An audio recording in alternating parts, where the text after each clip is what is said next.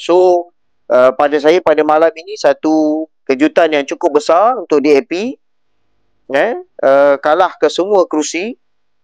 Dan DAP ini kata orang boleh kita katakan kerusi selamat sebenarnya untuk Pakatan Harapan. Di saat kata orang amanah terumbang-ambing daripada kita boleh katakan amanah kalah lah pun kan, sebelum PRU lagi, maknanya tak ada harapan. Tetapi bila kita lihat DAP tumbang untuk semua kerusi yang dipertandingkan, jadi saya rasa satu pukulan, saya boleh katakan satu tsunami yang melanda rakyat Malaysia sekarang ni. Kita faham yang sentimen di Sabah itu juga dia lebih kepada parti tempatan. Tetapi kalau nak dikatakan menolak sepenuhnya parti-parti daripada Semenanjung, tak juga kan. Sebab okey, kita boleh katakan macam tu sebab PH pun menang menggunakan calon tempatan. Cuma dia berbalik-balik kepada kekuatan calon PH last yang saya semak menang 1, betul ke? Mula-mula menang 2, kemudian kira balik semula 1 kerusi. So anak TYT kalah. Betul ke? Boleh sahkan kawan-kawan kita dalam YouTube dan juga TikTok ni? Ya, Hafiz Musa kalah. Kiraan kedua. Jamawi menang untuk mengekalkan. Hafiz kalah disebabkan undian semula. Jadi again, maknanya kekalahan itu disebabkan sentimen menolak TYT. So itu banyaklah cerita tuan-tuan. Panjang berkenaan dengan TYT ni, panjang cerita. Dia panjang cerita sebab memang orang Sabah tolak TYT ni, walaupun dia menafikan, orang Sabah tolak. Dan daripada maklumat yang saya dapat daripada kawan-kawan di Sabah, mereka juga marah dengan Anwar Ibrahim, dengan Perdana Menteri, kerana dia ada peluang untuk mengangkat TYT yang lain. Tetapi nama yang dihantar itu adalah nama Musa Ahmad. Jadi memang orang Sabah marah atas isu TYT itu. Merasakan bahawa ini satu penghinaan buat mereka dan satu perkara yang memalukan. Jadi adalah maklumat yang bocor yang dikatakan sebenarnya nama yang dihantar untuk TYT itu hanyalah nama Musa Ahmad sahaja. Ini maklumat yang kita dapat, yang mana kalaulah maklumat itu betul, kemarahan rakyat Sabah terhadap PMX bermula daripada pelantikan TYT itu lagi. Bagaimana kau nak melakukan reform sedangkan orang yang kau angkat sebagai TYT itu orang yang dikatakan terpalit dengan isu-isu rasuah dan sebagainya. Jadi kesemua ini kita lihat sudah pasti, tuan-tuan, puan-puan, pada saya orang yang perlu bertanggungjawab adalah pengerusi bersama untuk PKR, Nurul Izzah dan juga Saifuddin. Dia perlu bertanggungjawab sepenuhnya dan kena akui kesilapan.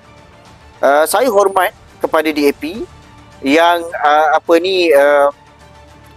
seawal mungkin setelah mengetahui yang mereka kalah, pengerusi Setiausaha Agung terus, Anthony Locke terus membuat kenyataan media, buat press statement. Begitu juga dengan pengerusi DAP, menghormati keputusan rakyat Sabah dan menerima kekalahan, akan kata orang memberikan komitmen untuk menambah baikan DAP. Dan khususnya kalau kita tengok, kalau kita lihat Anthony Locke punya statement, tuan-tuan, ada yang menarik. Seolah-olahnya DAP mengetahui apakah sebenarnya sentimen rakyat di peringkat bawah. Ini pada saya satu perkara yang menarik. Saya bacakan kepada tuan-tuan. Okey, kenyataan media Anthony Locke ni dia tak panjang. Dia hanya 5 perenggan sahaja, tuan-tuan. Baik, yang menarik, dalam kenyataan Anthony Locke ini dia up 3 jam yang lepas. Maknanya semasa dapat je berita tak rasmi itu, keputusan tak rasmi, saya rasa dia dah memang tahu dia tak akan boleh pergi, so dia terus up kenyataan media ini. Yang kelima yang disebut, saya nak ambil satu saja. Sebagai Setiausaha Agung Parti, saya mengambil tanggungjawab sepenuhnya terhadap segala kelemahan dan kegagalan DAP memenangi sebarang kerusi dalam pilihan raya Sabah ke-17 ini.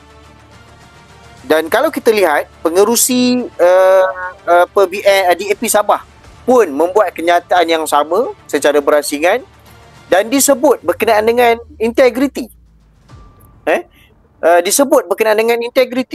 Jadi kita tahu apa yang sedang berlaku di Sabah itu. Kita tahu apa yang sedang berlaku di Sabah. Dia bukan bermula daripada sekarang. Untuk di Semenanjung, tuan-tuan, mungkin kita merasakan yang Albert T itu baru berlaku sekarang. Tak. Bukan sekarang, tuan-tuan. Sekarang ni dah November. Sekarang dah akhir November.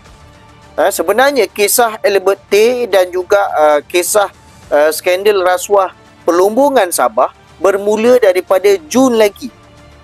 Bermula pendedahan itu bermula daripada Jun dan bergerak setiap bulan.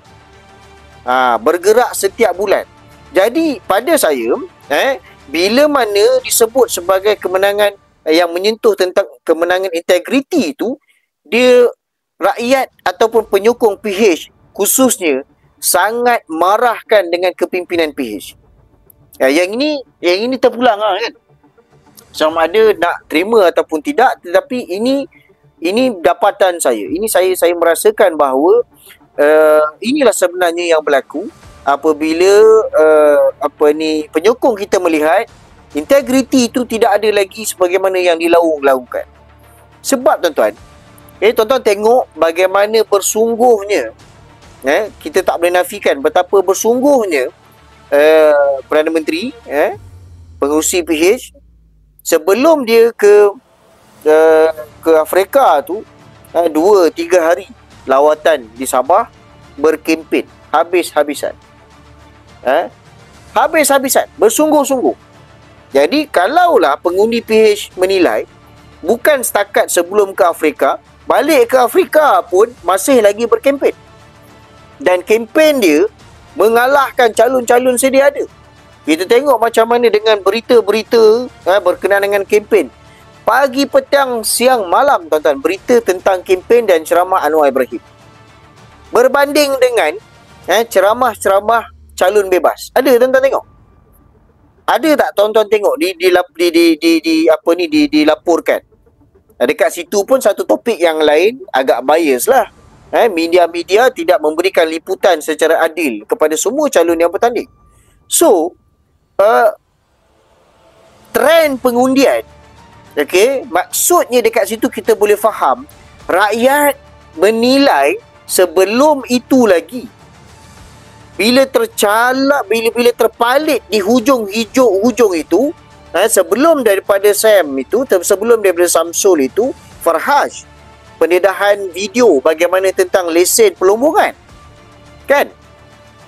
Walaupun PMX kata itu bekas politik saya dan sebagainya, benda tu tak cukup lah untuk menafikan. Jadi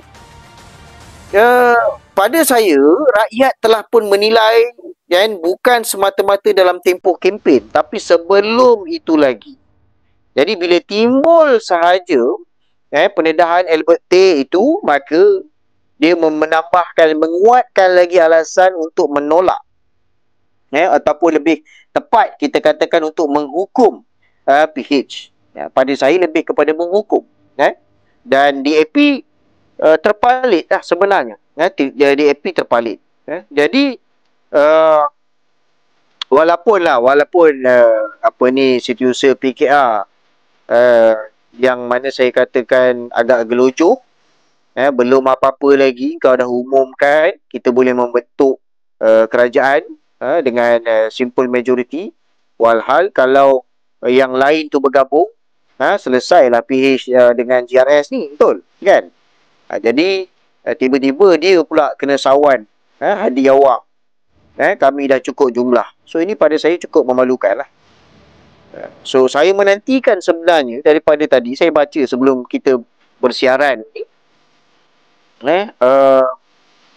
saya menantikan sebenarnya kenyataan media daripada pengurusi bersama Nurul Izzah dan juga Saifuddin. Tiba-tiba yang keluar tu Fauziah. Aku pun tak faham. So DAP kalah semuanya. Amanah kalah semua. Satu, dia menang masuk satu, dia kalah satu. Dekat situ. Jadi PH cuma menang satu. Yang mana kita tahu, macam saya katakan tadi, dia memang ada credibility dia sendiri.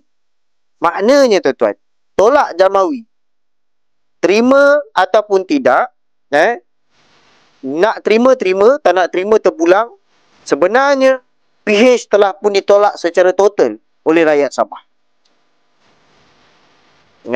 PH telah ditolak secara total oleh rakyat Sabah. Alright? Ini yang berlaku. Tuan-tuan macam mana? Setuju ataupun tak?